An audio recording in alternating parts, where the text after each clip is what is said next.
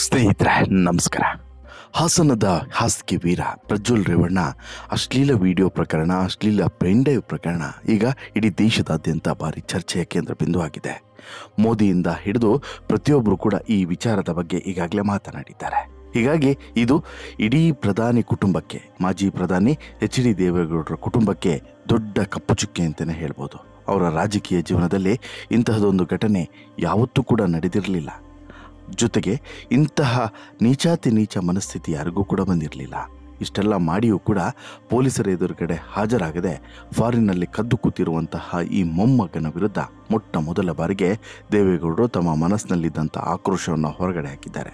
ಈ ಮೂಲಕ ಬುದ್ಧಿ ಕಲಿಸುವಂತಹ, ಪಾಠ ಕಲಿಸುವಂಥ ಶಪಥವನ್ನು ಮಾಡಿದ್ದಾರೆ. ಅಷ್ಟು ಮಾತ್ರವಲ್ಲ, ಇದು ನಿಜವಾಗ್ಲೂ ಕೂಡ ನಾಚಿಕೆಗೇಡಿನ ಸಂಗತಿ ಅಂತೇಳ್ಬಿಟ್ಟು ಎರಡು ಎಚ್ಚರಿಕೆಯನ್ನು ಕೊಟ್ಟಿದ್ದಾರೆ. ಈ ಎರಡು ಎಚ್ಚರಿಕೆಗಳಲ್ಲಿ ಯಾವುದಾದ್ರೂ ಒಂದನ್ನು ನೆಗ್ಲೆಕ್ಟ್ ಮಾಡಿದರೂ ಕೂಡ ಪ್ರಜ್ವಲ್ ರೇವಣ್ಣಗೆ ಮತ್ತಷ್ಟು ಸಂಕಷ್ಟ ಎದುರಾಗೋದು ಖಚಿತ ಅನ್ನುವಂಥದ್ದನ್ನು ಈಗಾಗಲೇ ಸ್ಪಷ್ಟಪಡಿಸಿದ್ದಾರೆ ಪತ್ರದ ಮೂಲಕ. ಜೊತೆಗೆ ಟ್ವೀಟ್ ಮಾಡೋದ್ರ ಮೂಲಕನೂ ಕೂಡ ತಮ್ಮ ವಾರ್ನಿಂಗನ್ನು ಕೂಡ ಪ್ರಜ್ವಲ್ ರೇವಣ್ಣಗೆ ಕೊಟ್ಟಿದ್ದಾರೆ. ಅದು ಕೂಡ ಬಹಿರಂಗವಾಗಿ, ಸಾರ್ವಜನಿಕವಾಗಿ. ಹಾಗಾದರೆ ಇಲ್ಲಿ ದೇವೇಗೌಡರು ಈ ಪರಿ ರೊಚ್ಚಿಗೇಳೋದಕ್ಕೆ ಕಾರಣ ಏನು?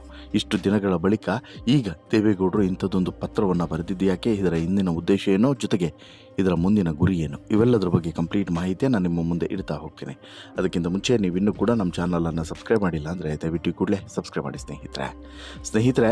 ಹಾಸನದಲ್ಲಿ ವೈರಲ್ ಆದಂತಹ ಈ ಅಶ್ಲೀಲ ವಿಡಿಯೋ ಪ್ರಕರಣ ಇವತ್ತು ಇಡೀ ದೇಶದಾದ್ಯಂತ ಹರಿದು ಹಂಚಲಾಗಿದೆ.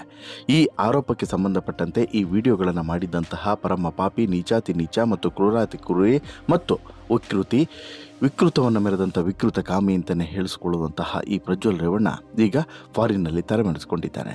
ಈತ ಇನ್ನೂ ಕೂಡ 25, 26, 27 ದಿನಗಳು ಆದರೂ ಕೂಡ ಇನ್ನೂ ಕೂಡ ವಿಚಾರಣೆಗೆ ಬಂದು ಹಾಜರಾಗಿಲ್ಲ. ಹೀಗಾಗಿ ಈತನ ಬಗ್ಗು ಬಡಿಬೇಕು, ಈತನಿಗೆ ಪಾಠವನ್ನು ಕಲಿಸಬೇಕು ಅನ್ನೋಂಥ ಕಾರಣಕ್ಕೋಸ್ಕರ ನಿರಂತರವಾದಂತಹ ಆಟವನ್ನು ನಡೆಸ್ತಿರುವಂಥ SITಗೆ ಈಗ ದೇವೇಗೌಡರ ಪತ್ರ ಒಂದು ರೀತಿಯಲ್ಲಿ ಬಲವನ್ನು ತುಂಬಿದೆ ಅಂತಲೇ ಹೇಳ್ಬೋದು. ಜೊತೆಗೆ ದೇವೇಗೌಡರು ಕೂಡ ಸಾರ್ವಜನಿಕವಾಗಿ ಒಂದು ಸಂದೇಶವನ್ನು ರವಾನಿಸಿದ್ದಾರೆ. ಪ್ರಜ್ವಲ್ ರೇವಣ್ಣನಿಗೆ ನನ್ನ ಎಚ್ಚರಿಕೆಯ ಪತ್ರ ಅಂತ ಹೇಳ್ಬಿಟ್ಟು ಒಕ್ಕಣಿಕೆಯನ್ನು ಬರೆದಿರುವಂಥ ದೇವೇಗೌಡರು ಎಲ್ಲೇ ಇದ್ರೂ ಕೂಡ ಕೂಡಲೇ ವಾಪಸ್ ಆಗುವಂತೆ ತಾಕೀತನ್ನು ಮಾಡಿದ್ದಾರೆ. ವಾಪಸ್ ಬಂದು ಕಾನೂನು ಪ್ರಕ್ರಿಯೆಗೆ ಸಹಕರಿಸುವಂತೆ ಸೂಚನೆಯನ್ನು ಕೊಟ್ಟಿದ್ದಾರೆ. ಸುದೀರ್ಘವಾದಂತಹ 2 ಪುಟಗಳ ಪತ್ರವನ್ನು ಇಲ್ಲಿ ಬರೆದುಬಿಟ್ಟು ದೇವೇಗೌಡರು ಶೇರ್ ಕೂಡ ಮಾಡಿದ್ದಾರೆ. ನಾನು ಮೇ 18ನೇ ತಾರೀಕಿನಂದು ದೇವಸ್ಥಾನಕ್ಕೆ ಹೊರಟಿದ್ದಂಥ ಸಂದರ್ಭದಲ್ಲಿ ಪ್ರಜ್ವಲ್ ರೇವಣ್ಣನ ಕುರಿತಾಗಿ ಮಾತನಾಡಿದ್ದೆ. ಆತ ನನಗೆ, ನನ್ನ ಕುಟುಂಬಕ್ಕೆ, ನನ್ನ ಸಹೋದ್ಯೋಗಿಗಳಿಗೆ, ಸ್ನೇಹಿತರಿಗೆ ಮತ್ತು ನನ್ನ ಪಕ್ಷದ ಕಾರ್ಯಕರ್ತರಿಗೆ ತಂದೊಡ್ಡಿರುವಂತಹ ಆಘಾತ ಮತ್ತು ನೋವಿನಿಂದ ಹೊರಬಂದು ಮಾತನಾಡಲು ಕೊಂಚ ಸಮಯ ಹಿಡಿಯಿತು. ನಾನು ಈಗಾಗಲೇ ಸ್ಪಷ್ಟಪಡಿಸಿರುವ ಹಾಗೆ ಕಾನೂನಿನ ಪ್ರಕಾರ ಅವನು ತಪ್ಪಿತಸ್ಥನೆಂದಾದರೆ ಅವನಿಗೆ ಅತ್ಯಂತ ಕಠಿಣ ಶಿಕ್ಷೆ ವಿಧಿಸಬೇಕು. ನನ್ನ ಈ ನಿಲುವನ್ನು ನನ್ನ ಮಗ ಮತ್ತು ಕರ್ನಾಟಕದ ಮಾಜಿ ಮುಖ್ಯಮಂತ್ರಿ ಶ್ರೀ ಎಚ್.ಡಿ. ಕುಮಾರಸ್ವಾಮಿ ಅವರು ಕೂಡ ಹಗರಣ ಹೊರಬಿದ್ದ ಮೊದಲ ದಿನದಿಂದಲೇ ಪ್ರತಿಪಾದಿಸಿಕೊಂಡು ಬಂದಿದ್ದಾರೆ ಅನ್ನೋದನ್ನು ನೀವು ಗಮನಿಸಿರ್ತೀರಾ. ಈ ಕೆಲವು ವಾರಗಳಿಂದ ಜನರು ನನ್ನ ಮತ್ತು ನನ್ನ ಕುಟುಂಬದವರ ಕುರಿತಾಗಿ ಅತ್ಯಂತ ಅವಹೇಳನಕಾರಿಯಾಗಿ ಮಾತನಾಡಿದ್ದಾರೆ. ಇವೆಲ್ಲವೂ ಕೂಡ ನನಗೆ ಗೊತ್ತಿದೆ. ನಾನು ಅವರು ಮಾತನಾಡೋದನ್ನು ನಿಲ್ಲಿಸುವಂಥ ಪ್ರಯತ್ನ ಮಾಡೋದಿಲ್ಲ. ನಾನು ಅವರನ್ನು ಟೀಕೆ ಮಾಡೋದಕ್ಕೂ ಕೂಡ ಹೋಗೋದಿಲ್ಲ. ಈ ಹಗರಣದ ಎಲ್ಲ ಸತ್ಯಾಂಶಗಳು ಹೊರ ಬರೋವರೆಗೂ ಕೂಡ ಅವರು ತಾಳ್ಮೆಯಿಂದ ಕಾಯಬೇಕು ಅನ್ನೋದಷ್ಟೇ ನನ್ನ ಅಭಿಪ್ರಾಯ. ಪ್ರಜ್ವಲ್ನ ಚಟುವಟಿಕೆಗಳ ಬಗ್ಗೆ ನನಗೆ ಯಾವುದೇ ಮಾಹಿತಿ ಇರಲಿಲ್ಲ. ಅವರಿಗೆ ಮನವರಿಕೆ ಮಾಡಿಕೊಡೋದಕ್ಕೂ ಕೂಡ ಸಾಧ್ಯವಾಗಲಿಲ್ಲ. ಹೀಗಾಗಿ ಅವನನ್ನು ರಕ್ಷಿಸುವಂಥ ಯಾವುದೇ ಒಂದು ಆಲೋಚನೆಯೂ ಕೂಡ ನಮಗೆ ಇಲ್ಲ. ಅವನ ಚಲನವಲನ ಮತ್ತು ಆತನ ವಿದೇಶಿ ಯಾತ್ರೆಯ ಬಗ್ಗೆ ನನಗೆ ಏನೂ ಕೂಡ ಗೊತ್ತಿಲ್ಲ. ಮತ್ತು ತಿಳಿದೂ ಕೂಡ ಇರಲಿಲ್ಲ. ಜನರಿಗೆ ಅರ್ಥ ಮಾಡಿಸೋದಕ್ಕೆ ಸಾಧ್ಯವೂ ಕೂಡ ನನ್ನಿಂದ ಆಗೋದಿಲ್ಲ. ನಾನು ನನ್ನ ಆತ್ಮಸಾಕ್ಷಿಗೆ ಮಾತ್ರ ಉತ್ತರಿಸಬಲ್ಲೆ. ನನಗೆ ದೇವರ ಮೇಲೆ ನಂಬಿಕೆ ಇದೆ ಮತ್ತು ಆ ದೇವರಿಗೆ ಎಲ್ಲ ಸತ್ಯ ತಿಳಿದಿದೆ ಅನ್ನುವಂಥ ಮಾತನ್ನು ಇಲ್ಲಿ ಸ್ವತಃ ದೇವೇಗೌಡರು ಪತ್ರದಲ್ಲಿ ಉಲ್ಲೇಖವನ್ನು ಮಾಡಿದ್ದಾರೆ. ನಾನು ಈಚಿನ ದಿನಗಳಲ್ಲಿ ನಡೆದಿರುವಂಥ ರಾಜಕೀಯ ಪಿತೂರಿಗಳು ಮತ್ತು ಚಿತಾವಣೆಗಳು, ಉತ್ಪ್ರೇಕ್ಷೆಗಳು ಮತ್ತು ಮಿಥ್ಯಾರೋಪಗಳ ಬಗ್ಗೆ ವಿಶ್ಲೇಷಣೆ ಮಾಡೋದಕ್ಕೆ ಹೋಗೋದಿಲ್ಲ. ಅವುಗಳನ್ನು ಮಾಡಿದವರು ದೇವರಿಗೆ ಉತ್ತರಿಸಬೇಕಾಗ್ತದೆ. ತಾವು ಎಸಗಿದಂಥ ಕೃತ್ಯಗಳಿಗೆ ಸೂಕ್ತ ಬೆಲೆ ತೆರಬೇಕಾಗ್ತದೆ. ಜೊತೆಗೆ ಇಲ್ಲಿ ನನ್ನ ಸತ್ಯ ಮತ್ತು ನೋವಿನ ಹೊರೆಯನ್ನು ಭಗವಂತನ ಪಾದದ ಆಳಕ್ಕೆ ಇಡ್ತೇನೆ ಎನ್ನುವಂಥ ವಿಚಾರವನ್ನು ಹೇಳಿ ತಮ್ಮ ನೋವನ್ನು ಹೊರಗಡೆ ಹಾಕಿದ್ದಾರೆ. ಜೊತೆಗೆ ಪ್ರಜ್ವಲ್ ಎಲ್ಲಿದ್ದರೂ ಕೂಡ ದೇಶಕ್ಕೆ ವಾಪಸ್ ಬಂದು ಬಿಡು, SIT ತನಿಖೆಗೆ ಹಾಜರಾಗಿ ಬಿಡು.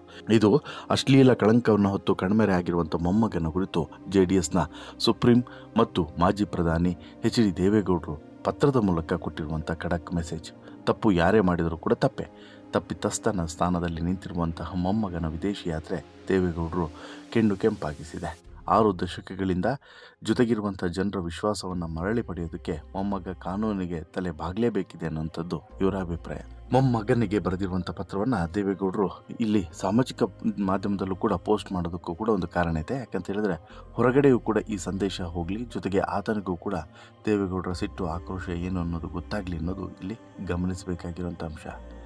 ಹಾಗೆಯೇ ಇಲ್ಲಿ ಭಾವನಾತ್ಮಕ ವಿಚಾರಗಳನ್ನು ಕೂಡ ಮೆನ್ಷನ್ ಮಾಡಿ ಪತ್ರವನ್ನು ಬರೆಯಲಾಗಿದೆ. ಈ ಭಾವನಾತ್ಮಕ ಪತ್ರ ಅಂತ ಹೇಳಿದರೆ ಒಂದು ರೀತಿಯಲ್ಲಿ ಆತ ಬರಲೇಬೇಕು, ಬರದೇ ಇದ್ದರೆ ಬೇರೆ ದಾರಿ ಇಲ್ಲ ಅನ್ನೋ ರೀತಿಯಲ್ಲೂ ಕೂಡ ಈ ಪತ್ರದಲ್ಲಿ ಅವರು ನೀಟಾಗಿ ಎಚ್ಚರಿಕೆಯ ರೂಪದಲ್ಲಿ ಕೊಟ್ಟಿದ್ದಾರೆ. ಜೊತೆಗೆ ಒಂದು ವೇಳೆ ಬಾರದೇ ಇದ್ದರೆ ಕುಟುಂಬದಿಂದ ನಿನ್ನನ್ನು ಹೊರಗಡೆ ಹಾಕಲಾಗುವುದು ಅನ್ನುವಂಥ ಮಾತನ್ನು ಕೂಡ ಹೇಳೋದ್ರ ಮೂಲಕ ಒಂದು ರೀತಿಯಲ್ಲಿ ಭಾವನಾತ್ಮಕವಾಗಿ ಕಟ್ಟಿ ಹಾಕುವಂಥ ಕೆಲಸವನ್ನು ಕೂಡ ಪ್ರಜ್ವಲ್ ರೇವಣ್ಣ ವಿರುದ್ಧವಾಗಿ ದೇವೇಗೌಡರು ಮಾಡಿದ್ದಾರೆ. ಇನ್ನೊಂದು ಪ್ರಮುಖವಾದಂಥ ವಿಚಾರವನ್ನು ಕೂಡ ಇದೇ ಪತ್ರದಲ್ಲಿ ಉಲ್ಲೇಖ ಮಾಡ್ತಾರೆ.